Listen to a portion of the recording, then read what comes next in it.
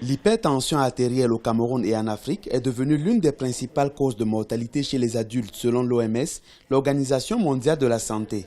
L'accident vasculaire cérébral AVC, qui est la forme de complication la plus fréquente de cette maladie, est responsable de nombreux décès et paralysies chaque année sur le continent. Avec environ 4 millions de personnes touchées, le Cameroun est l'un des pays africains les plus atteints. Une situation préoccupante pour les spécialistes du cœur qui décrit l'absence d'une politique gouvernementale pour faire reculer la maladie, qualifiée de tueur silencieux. L'hypertension reste encore un ennemi dangereux négligé. Un ennemi dangereux, public dangereux, négligé. Je dirais même que c'est l'ennemi public numéro 1 dans notre pays aujourd'hui.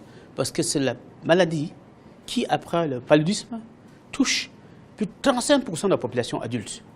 Si vous prenez la population actuelle du Cameroun, vous prenez des gens âgés de 18 ans et plus, 35% au moins de cette population souffre d'hypertension. Mais la population n'en est pas consciente de la gravité. Parmi les actions urgentes à mener selon les médecins, figure en bonne place la sensibilisation contre la consommation excessive de sel. Celle-ci doit se faire auprès des populations et des industries agroalimentaires. La consommation de sel est tout à fait excessive. Pour un Congolais, un Camerounais, 4, 5, 6 grammes de sel devraient suffire. Or, nous en mangeons 10, 12 grammes. Et ceci est tout à fait délétère. C'est ça qui explique en grande partie l'hypertension artérielle et d'autres maladies non transmissibles. Donc il s'agit là d'un problème important contre lequel nous devons nous liguer, contre lequel nous devons lutter.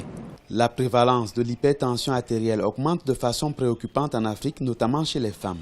D'importants efforts de prévention doivent être fournis par les divers États, au risque de voir le nombre de malades dépasser la barre des 150 millions en 2025, selon une projection faite par l'Organisation mondiale de la santé.